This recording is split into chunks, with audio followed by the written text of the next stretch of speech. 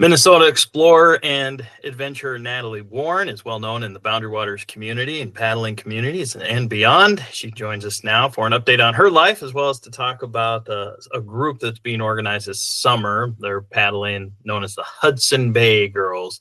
Natalie's been advising them based on her trip on a similar route. Natalie, good to talk with you. Yeah, thanks for having me.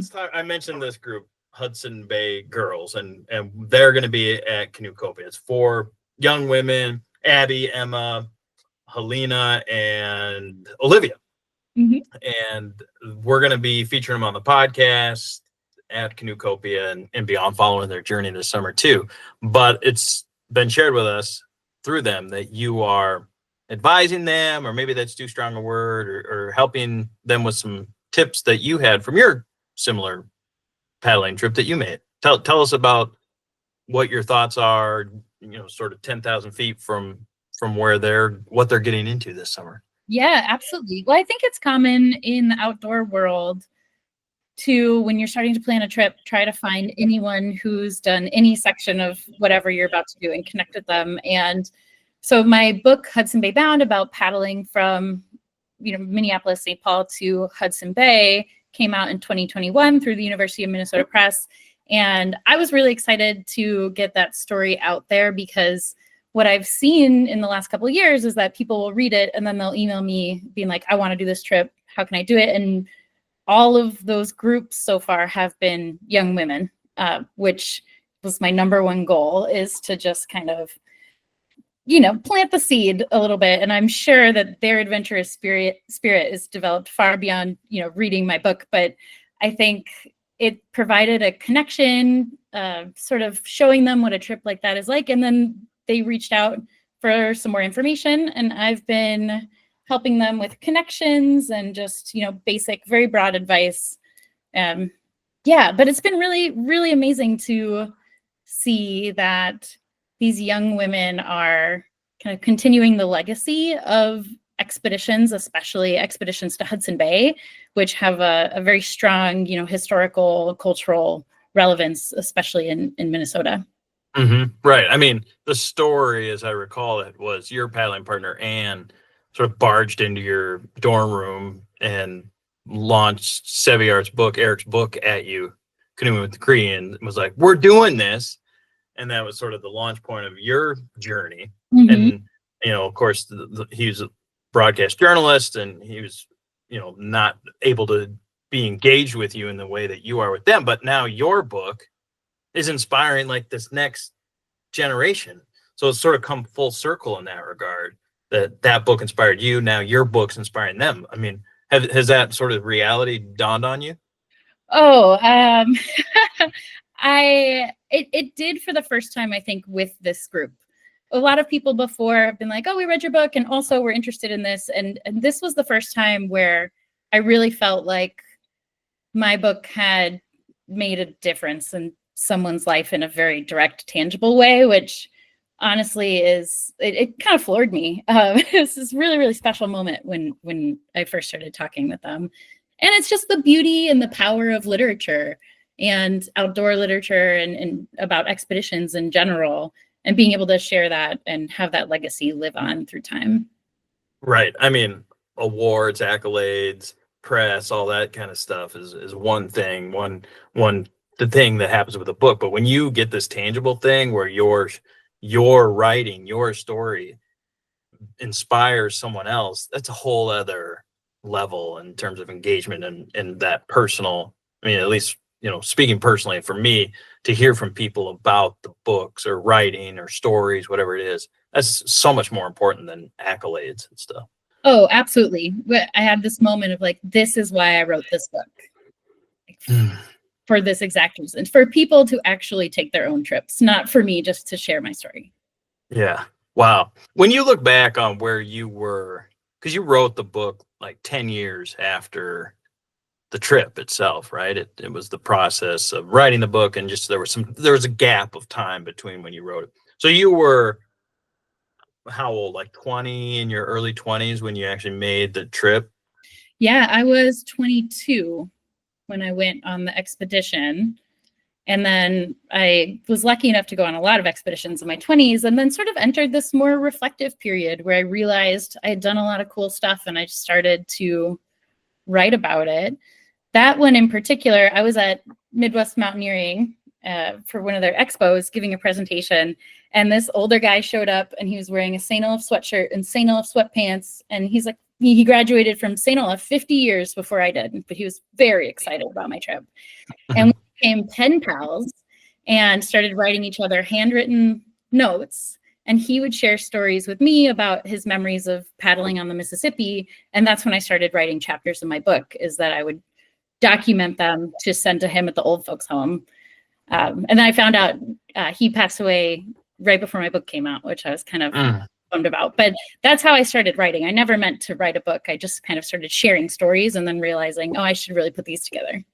Yeah, nice. And when you think back on when you made the trip and where you were in your life and philosophically, ideals and so forth, like what was motivating you in the world, and where you are now, like how have you changed, grown? Have you become more cynical, any of that kind of stuff, just through life?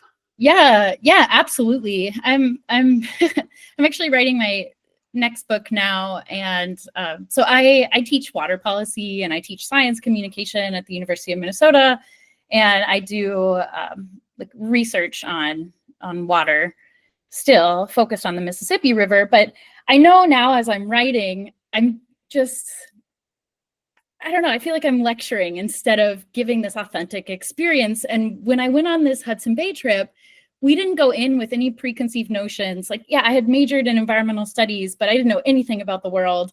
And all of our interactions were so sincere and so educational, because I was really just this like raw person who was learning as we went, versus someone now, over a decade later, who's been studying river issues. I would just have a really different approach to it, I think. And so, yeah, I think the story comes across as authentic, especially when we're interacting with people who have different political backgrounds than we do. I think those interactions would be really different now if I were to do that same trip. You have different preconceived notions as you develop through those really important years in your early 20s that sometimes can hinder an interaction, in which Anne and I were really able to sit across the table from, farmers who have been farming their land in their family for generations, and for us to say like, hey, why don't you have a buffer zone? And for them to actually explain, their family story and how they're in debt and need to farm as much as possible because they get paid on yields, and to have those really meaningful conversations without the biases, I think is really what made that trip so special. And so you're saying that now, as you've gotten a little bit older, that it would be harder to have a more objective conversation. It may be. I don't know. I feel like I know too much now. There's less curiosity and more like, understanding of what should be for water quality type of perspective. And so, and I don't mean to, I think I would still be able to do a trip with an open mind, but I would just come in with so much more knowledge in a way that I don't think would be as helpful. Yeah, and curiosity and naive that's a fine balance, to walk that line, and youth and innocence and all of that. That I think that a lot of the group, as we'll find out when we're in Madison and talking with the Hudson Bay Girls, is that where are they on that sort of spectrum of this ambition, and is it naive, or is it just curiosity that's driving them? What is it? I will let them answer that question. And your perspective is different because you've been through it. You're on the other side of it, or you're sort of in this middle age of engaging with the world, and like we are too at the podcast. Yeah, Maxie and I. Totally. It's a point of reflection. It's like, wow, I learned all of this through experiencing it, and now you're giving back and sharing. I saw I think it was your alumni magazine at St. Olaf, that they had interviewed you or featured you when the book came out in 2021. And one of the things that you mentioned was there, things you encountered along the way. One of those was pesky journalists.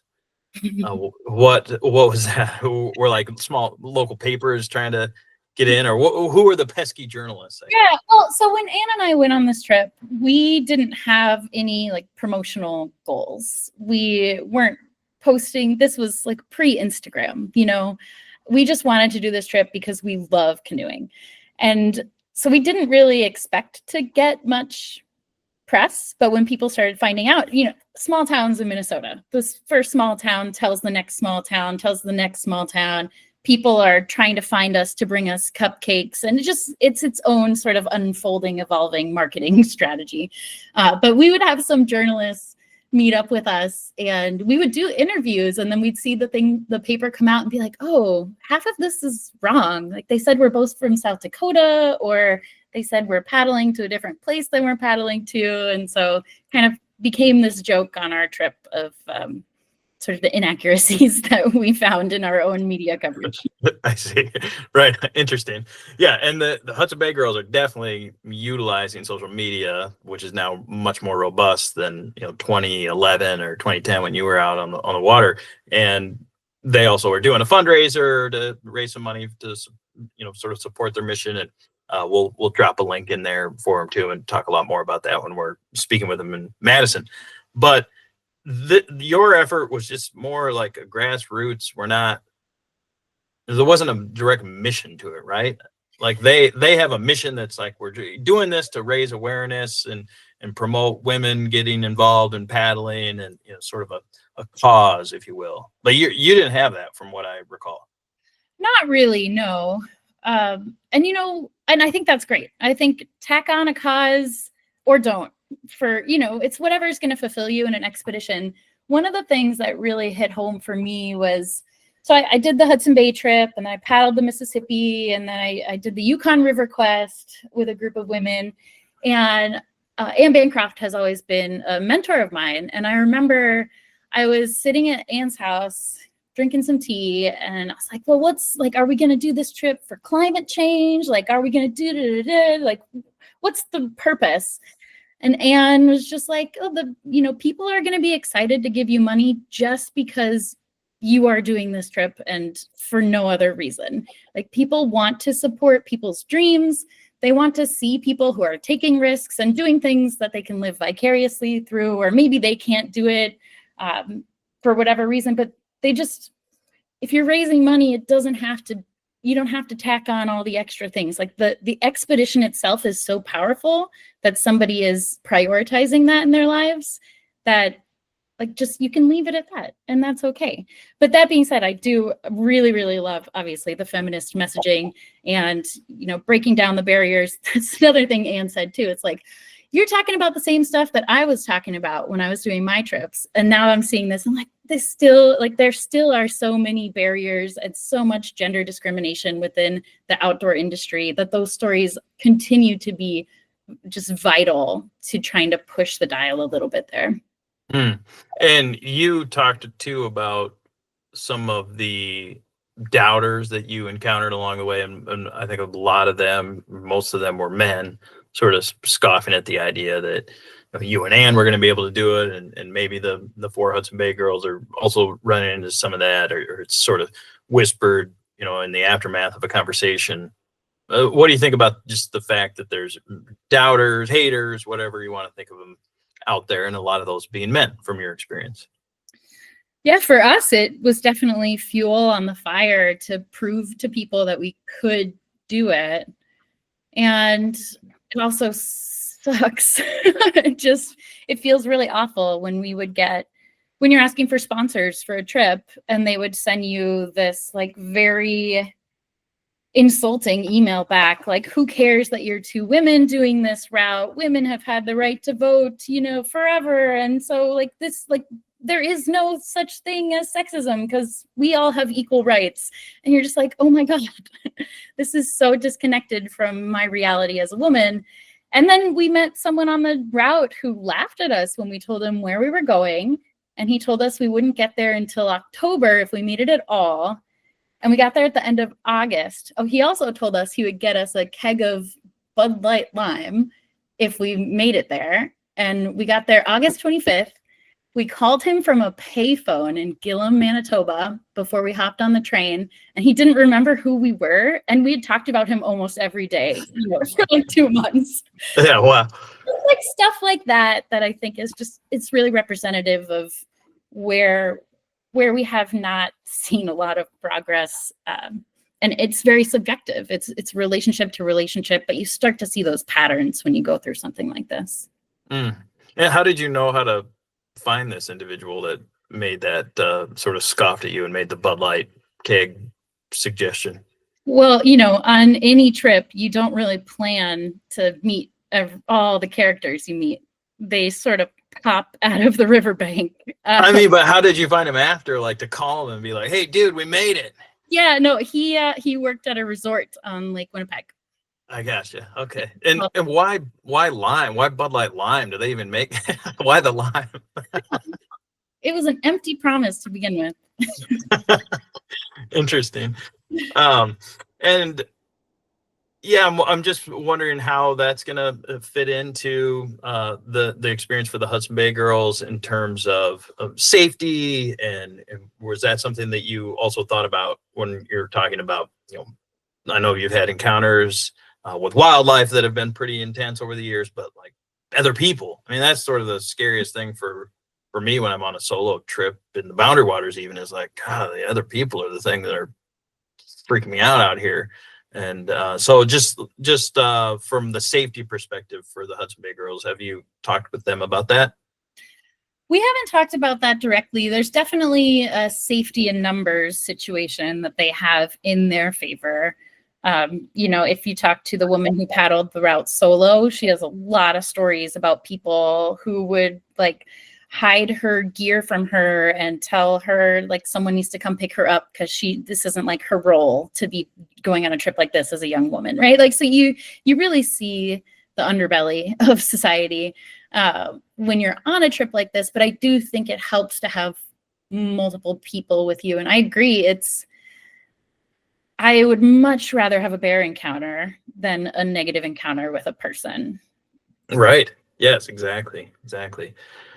So what else are you thinking about in terms of recommendation? One that comes to my mind that you certainly had some kind of experience with was crossing the border and how that might go for them, because I've been doing a lot of coverage at Paddle and Portage around the remote area border crossing permits, which is where you can get into Canada on the border lakes from like Superior over to Lake of the Woods area, that whole swath on the border, without having to go through customs. But these permits are now like held up at this time, at least like in mid-February here on the 10th, you can't get one. You can't get a new one issued. So if they didn't, even if they had one, if it's probably going to expire at some point, like those aren't going to work for them. So that's a big thing. Like even getting into Canada is just sort of becoming this sort of a little more tense than it probably was certainly when you cross. So any recommendations or things going on with the border that you're telling them? Yeah, when we did the route, so our route was, we were on the Red River when we crossed the border, which is much easier than crossing in a series of lakes that are bordering Canada. It's like, here's this one spot where we're in the US and now we paddle 10 feet and we are in Canada. It's a very easy border to understand on the Red River. And we were a mile away from the border station, and the Border Patrol met us along the river. So we're paddling and we turn a corner and there are these two big black SUVs that turn their sirens on and come and pull us over, essentially. Take one of us to the station to sign a waiver for our gun, bring them back, and then we kind of carried on. So my experience, I think, is going to be very different from their experience crossing, from the Boundary Waters into Canada. And I just expressed that you need to go through borders, the Border Patrol. You can't just paddle this trip without doing that. But I don't know what that looks like specifically for them. Mm-hmm. Right.